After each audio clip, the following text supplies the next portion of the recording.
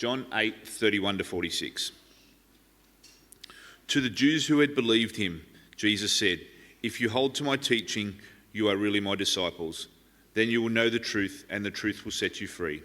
They answered him, "We are Abraham's descendants and have never been slaves of anyone.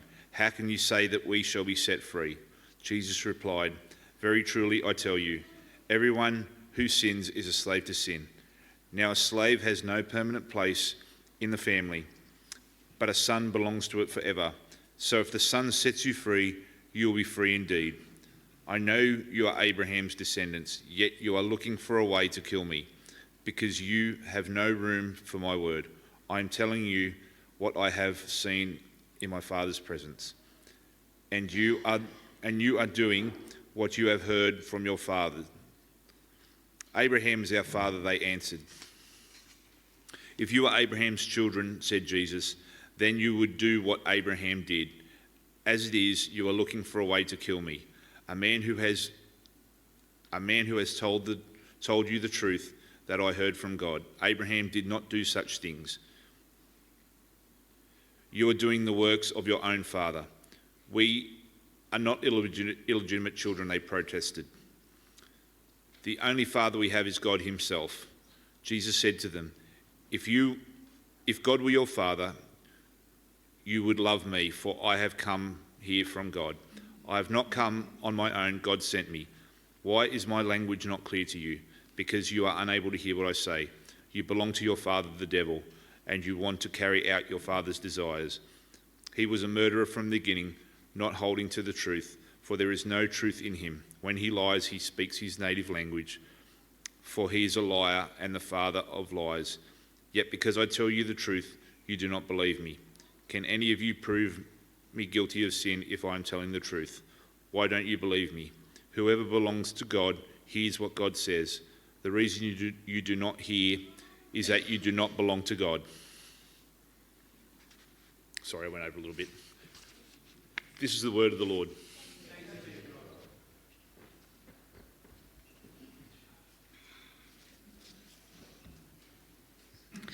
The second reading this morning is Psalm 52, verses 1 to 9.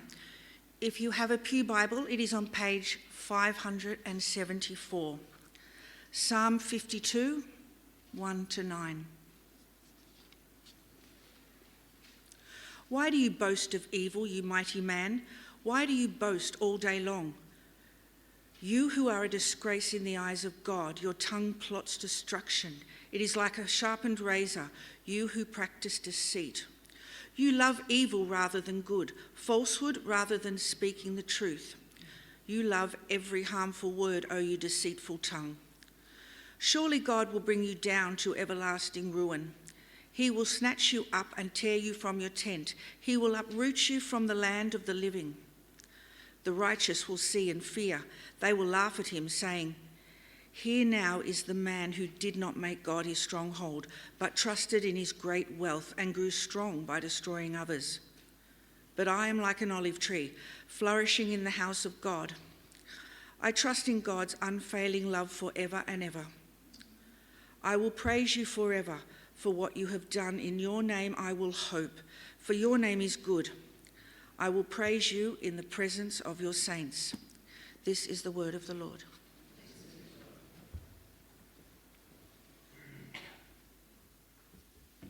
Well, I want to encourage you to keep that passage open. We're in Psalms. In fact, today is our last week in the book of Psalms, and we're going to be looking at Luke's Gospel from next week on. We've just had Psalm 52 read to us, and we're going to be thinking about these three things this morning. Firstly, what makes something song-worthy? Secondly, what is the fruit of trusting in wealth, particularly ill-gotten wealth? And thirdly, what is the fruit of trusting in God? So, as we get started, let's just talk about what is song-worthy. And I want to give you 30 seconds to talk to the people around you about this question. What makes someone worthy of writing a song about them? You've got 30 seconds. Love to hear your answers in a minute.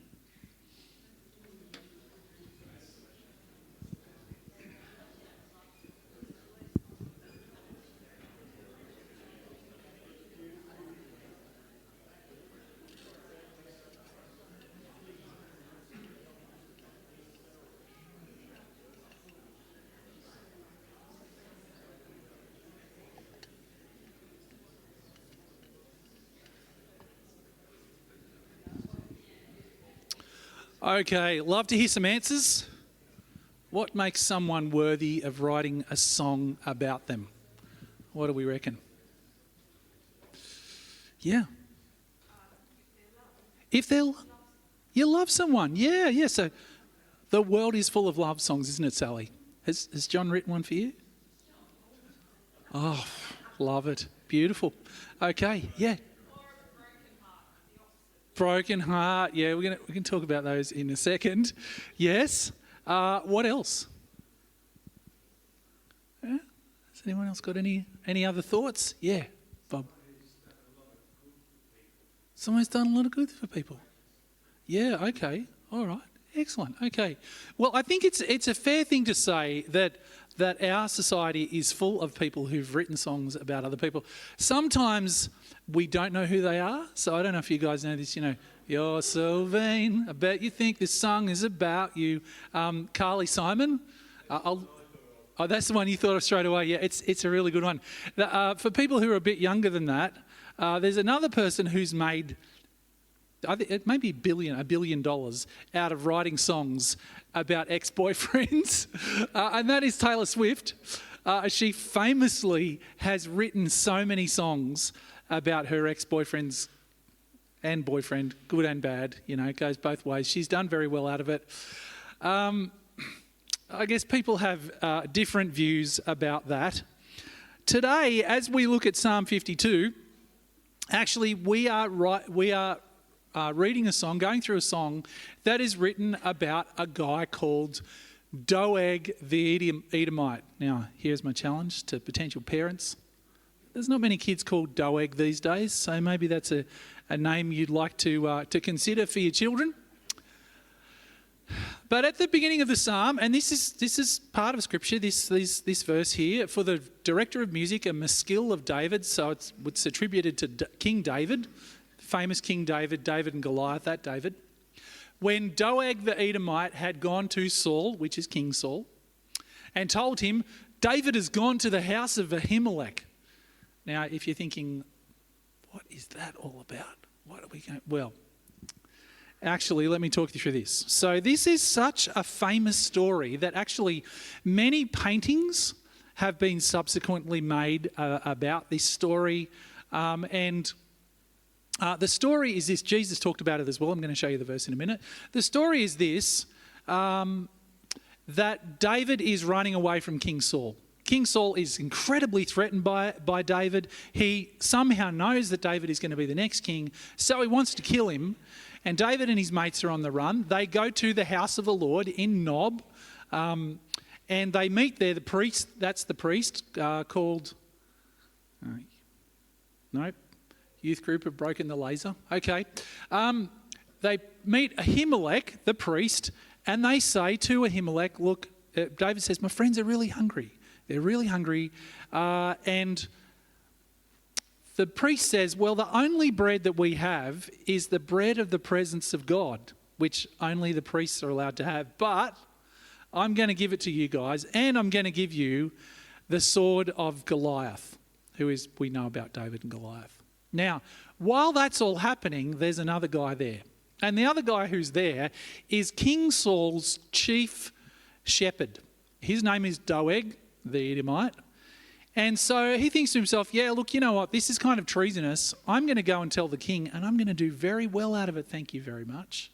And David even knows this. He knows that Doeg's there. He suspects that Saul that he will tell Saul. As I mentioned to you, that this is such a famous story that Jesus himself quotes this in Matthew chapter 12 when the Pharisees are picking on his disciples for picking grain and eating it on the Sabbath. He says, haven't you read what David did when he and his companions were hungry? He entered the house of God, and he and his companions ate the consecrated bread, which was not lawful for them to do, but only the priests. Now, I guess the point of this song and the context all around is that Saul is determined to kill David no matter what. He can see there's a big issue. He's a threat to his kingdom, and he wants to kill David no matter what. And you might be wondering, so, okay, what is the outcome of Doeg telling King Saul that Ahimelech and the priests in Nob have actually aided David and his descendants? And the answer is this. So this is 1 Samuel chapter 22. Doeg tells the king, and this is what the king says. They're at Nob. He says to his guards, "Turn and kill the priests of the Lord, because they've sided with David. They knew he was fleeing, yet they did not tell me." But we're told that the king's officials were unwilling to raise a hand to strike the priests of the Lord. Now, this is when things get incredibly grisly, because what the guards are unwilling to do, Doeg is quite happy to do. And we're told here that Doeg kills not just the priests, but the whole town, everyone in the town, women, children, infants, and all the livestock as well. It's a very grisly situation. So, Psalm 52, it's in the Bible. Here's my question. Should we sing a song about Doeg the Edomite? I've done all the dumb things. I've done all the grisly things. It's a hard question, isn't it? What do we do with this song? What do we do with this situation? Now, there might be some of you sitting there thinking, hang on, there are some songs about Saul and David as well. There's one in particular that comes to mind. This is from 1 Samuel 8, chapter 7. The women are singing this song. Saul has slain his thousands, David his tens of thousands. What do we do about this song? How do we come to terms with that? Well, I think I would say two things. First of all, it's an exaggeration. You know, obviously the women who are singing this are getting carried away. But also, that's right, but also this is a victory song. This is about battles. This is not about killing a whole town full of otherwise innocent people. And Doeg really, he's a mass murderer, isn't he? We would call this war crimes in common parlance, I guess, or I don't know, because it's not even really a war. And what this song is trying to come to terms with is, you know, how do we deal with the injustice of evil men prospering? What do we do in this situation? Some of you might remember back to just before I went on holidays when we looked at Psalm 49. And that psalm helped us to remember that death stops even the most powerful people. In fact, that's good news, isn't it? Good news for us.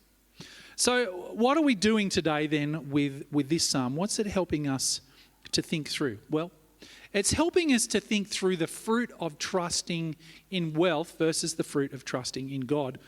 And David is writing the first half of the song, well, sort of half, a bit more than half, to Doeg the Edomite. So this is how he starts. It's strong words. "Why do you boast of evil, you mighty hero?" That's sarcasm, just by the way. "Why do you boast all day long? You who are a disgrace in the eyes of God, you who practice deceit, your tongue plots destruction. It's like a sharpened razor. You love evil rather than good, falsehood rather than speaking the truth. You love every harmful word, you deceitful tongue." I don't know if you've ever been called a deceitful tongue or if you've called somebody else a deceitful tongue. It's kind of a cool phrase. Yeah, we can put that away for kids who tell fibs later on or whatever else. What, of course, he is saying is, dude, you are a liar. Everything about you is lies. Everything that you do is for you. You lie constantly. Now, I wonder, does this song remind you of someone that you've had to deal with who is all about themselves, all about building up their own riches and quite happy to climb over the top of other people to do it? Well, not just climb over, but destroy other people. I've heard a few stories of working in the corporate world from various people, and maybe you know somebody like this, who's selective with the truth, who sucks up to the bosses all the time, so they have good relationships with the managers above and actually much higher. Maybe somebody who is just underhanded or passive aggressive, actually, is another thing that happens regularly. Maybe they backstab other people. And for them, it's all about the money. They take credit for other people's work, and they're ruthless. And the really frustrating thing is they always seem to win. Have you heard the expression Teflon? Just the dirt just slides right off them, time after time. And everyone knows except the higher ups. Maybe it's not in corporate. Maybe you've dealt with a crook tradie. It's all about the cash jobs. And, they bung on the variations. Like every time, it's going to be another 10 grand. You're like, really? They don't pay tax. So I remember when I was just after I left school, I went to college, and a bunch of the kids there, their dads were builders, and their fathers were making a mozza. And they were getting like $300 a fortnight in like New Start. It's like Austudy or whatever you want to call it. Social Security. These kids, they're buying cars and all sorts of stuff. I was getting $60 a fortnight, and I was so dirty. And I said to my dad, like, what? How does this work? Because we were like hand to mouth. And he said, their fathers aren't paying any tax. They're not declaring any of their tax. We know these sorts of situations. Worse than that, the sort of guy who intimidates people when they don't get their way. They stand over them, they threaten them, they boast about their new jet boat or their new V8 ute every week. They're always late, they cut in corners, they undercut other people's reasonable quotes, and again, they always seem to win. It doesn't seem like we can get ahead. Let me take you quickly to a verse in Job where he's talking about exactly this problem. He says, why do the wicked live on, growing old and increasing in power? They see their children established around them, their offspring before their eyes, their homes are safe and free from fear. The last phrase here, the rod of God is not on them. These people are awful, and they're not suffering. Like, what's happening here? How is this fair? What's going on? And I don't know about you, but I've been in a situation like this, and I've thought to myself, how can I win against somebody like this? And the answer is, and David reminds us that God is saying, you can't, but I can. I can sort out this situation. And it's not a short-term thing, it's a long-term thing. See, we live in a world where sinful people are doing well in life, don't we? Russian oligarchs, There's lots of bad people doing well at the same time as believers suffering at the hands of these people. And can I tell you, the common argument about this in lots of circles is, well, then obviously God can't exist. If there's evil in a world and good people are suffering, how can God be present in this situation? And I understand that. That's the mistake of applying a simple answer to the situation. And it's not a simple system. Actually, what David wants us to understand in this situation is that God is judging evil people. All of these things are true all at once because the universe is a complex place. People are complex. Society is complex. As I said, David knows this truth. So this is what he says to Doeg in verses 5 to 7. Surely God will bring you down to everlasting ruin. Wow, what a start, right? He keeps going. He will snatch you up and pluck you from your tent. He will uproot you from the land of the living. The righteous will see and fear. Okay, so people who are believers in God will say, okay, God's acting in this situation. God is worthy of respect. He's worthy of glory. I'm going to treat God the way that he should be. The next phrase is a bit hard, isn't it? They will laugh at you. Okay, now, Do I think this is kind of mocking laughter? I don't think it is. I think this is the knowledge of natural consequences. You know, when you see people doing dumb things and there's dumb consequences, you play a silly game, you get a bad outcome, people will look and go, mate, like, what did you expect? It's black, isn't it? But this is what he says. This is what righteous people will say. Here now is the man who did not make God his stronghold, but trusted in his great wealth and grew strong by destroying others. And this is the climax verse of the whole song. Okay? Here now is the man who did not make God his stronghold, but trusted in his great wealth and grew strong by destroying others. However, as I've already said, this is the reality of life, isn't it? In fact, you know what? Jesus even talks about this in the Sermon on the Mount. So Wally Pospelli was with us here not that long ago, the end of last term. He was talking to us about the Sermon on the Mount, and this is one of the verses he read to us. Blessed are you when people insult you, persecute you, and falsely say all kinds of evil against you because of me. Wow. Jesus is saying this is going to happen. But then he goes on to say this. Rejoice and be glad, because great is your reward in heaven. For in the same way they persecuted the prophets who were before you. And that is to say that our reward is beyond this life. I mean, God is doing good things for us right now, but he continues to bless us in eternity, which brings me to the last thing that we're going to talk about today, and that is the fruit of trusting in God. So David said his piece to Doeg, and now he begins to talk to God, and this is what he says. He says, but I am like an olive tree flourishing in the house of God. I trust in God's unfailing love forever and ever. David's perspective is beyond money, it's beyond real estate, it's beyond this life into eternity with God. And so he gives us this great picture of a tree. When it says in the house of the Lord, I think what it's talking about, the idea is in a courtyard like this. And in the courtyard where it's nourished and cared for, it's given the stability to flourish. It's given God's love and kindness. It's protected by these things.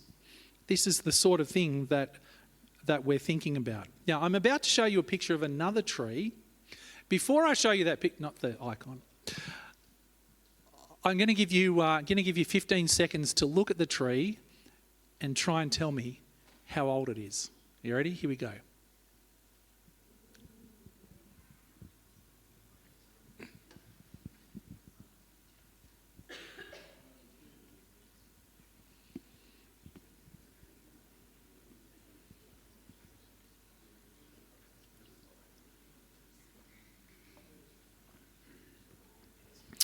All right, so has anyone got any ideas? Who's got a number for me?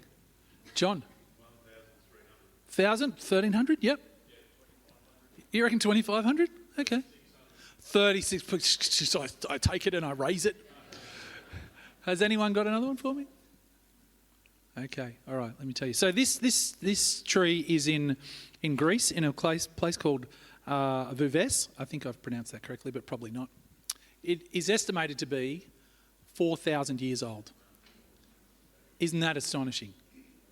4,000 years old. Now, the other interesting thing to me is it's actually a grafting. So it's been one type of olive has been grafted into another type. They know that. I don't know how they know that. Like we have been grafted into Jesus. Now, here's my question. How can we tell it's flourishing? It's got leaves? Yep. Fruit. That's right. And actually, it is still bearing fruit. Isn't that amazing? After 4,000 years? Okay, I mean, like it's pre-Roman Empire, pre-Greek Empire. It's astonishing stuff. But let's bring us back to this psalm for a minute. this is what David's saying. I'm going to be like a tree, an olive tree flourishing in the house of the Lord. How do we know we're flourishing? What is it? How are we going to tell? And actually, that's where the psalm helps us. The psalm actually tells us, what does it look like to be flourishing in God's house? So David says, and you can tell because there's a semicolon there, so it's obviously that. So it'll be these things. I trust in God's unfailing love forever and ever. For what you have done, I will always praise you in the presence of your faithful people, and I will hope in your name, for your name is good. So it's these three things. Trusting in God's unfailing love. Now, of course, Romans 5:8 tells us that God loved us so much that he saved us while we were still sinners. That would be praising God with his people. Acts chapter 2, verse 47. This is what the church does every day. They get together, they're praising God together. And of course, that would be hoping in God's name. For us, we're hoping in Jesus. That's the name by which we're saved. I want to show you Romans 15:4 a bit later on. But that's what's happening here. Now, which of these do you struggle the most with? Is it God's love? Do you not believe every day that God really loves you? Can you not make sense of that? Like, oh, does God really? Do you feel unworthy and unloved? Or maybe it's that you're not actually all that good at praising God. Now, part of that, it actually says clearly here, with his people. So maybe for you the issue is being with God's people and praising him actually isn't at the top of your list of priorities. That might be church, might be Bible study, but even when you get there, are the words that come out of your mouth, are they words of praise? Or have you got your brown coloured glasses on and they're words of complaint? With other people as well. Do you tend to complain or do you tend to be praising God for the good things that he's done? And of course, the last one is hoping in God's name. Are you hoping, is your hope in what God will do for you in eternity? Or do you tend to fall into the trap of, and this is something we've talked in my growth group a lot, try and fix it. We fix it first, pray last. We've been talking a lot about, no, we're going to pray first and then see what God does in the situation. But yeah, or does your hope fall in other things? Does it fall on your kids? Does it fall on your job? Does it fall on your money, as in the case of Doeg? Does it fall on your health? I used to have a neighbour who used to say to me, your health is your wealth, Pete. He's dead now, and I'm sure he would see the irony of that as well. What are the things which one of these things do you struggle with the most? I'd love you to think and pray about this week. Because I hope you can see that all of these things together are actually, these are not works of religion, but they're actually responses to the love of God. And our church, we are very much about encouraging people to adore God in everything we do. When we come together, when we read the Bible and pray privately, to be drawing closer and closer to God, to be loving him more and more. In fact, you know what? Our big aim for church every Sunday is that when people leave, they will love God more. That God would be bigger in their lives. So we've talked about these three things today. You know, what's song-worthy? What's the fruit of trusting in wealth, trusting in God? And it's this, isn't it? So we've got Doeg, trusting in his great wealth, climbing over other people's backs to do it, versus David, who is trusting in God's unfailing love and the fruit of it. Snatched up and thrown into everlasting ruin. Ouch. Truth of it. Versus flourishing and praising God's love forever. Now let me show you those circles again, but I want to flip the paradigm a little bit for you. So it is true that we do live in a world where sinful people are doing well in life. And we also live in a world where believers are suffering in a sinful world. I'm hearing about all sorts of crazy things in Victoria where people are getting in trouble for standing and praying silently. It's ludicrous. Here's the truth of it, though. It's even more complex than I pointed out to you before, and that is that actually we, before Jesus, were sinful people doing well. If you're born in Australia, you're doing well. Now, as followers of Jesus, we are believers suffering in a sinful world. We might be both of those things, actually, depending on how our day and our behaviour is going. And yet, God's love has offered us forgiveness through Jesus. It's available to anyone. It doesn't matter whether you're Doeg, doesn't matter whether you're David, it doesn't matter whether you're a bogan or you're a moneybags, whatever else. God's love is offered to you through Jesus' forgiveness.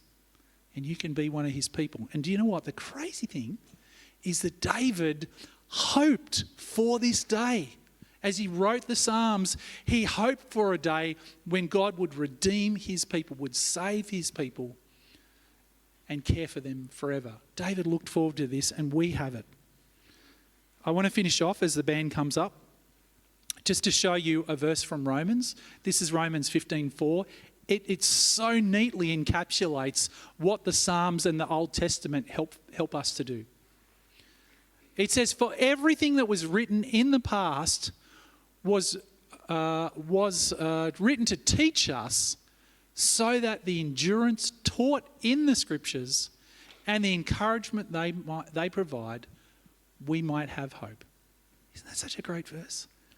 That's why Scripture is there for us. That's why Psalm 52 is there for us. That's why the Old Testament. So we would know God's love. We would have hope in Christ.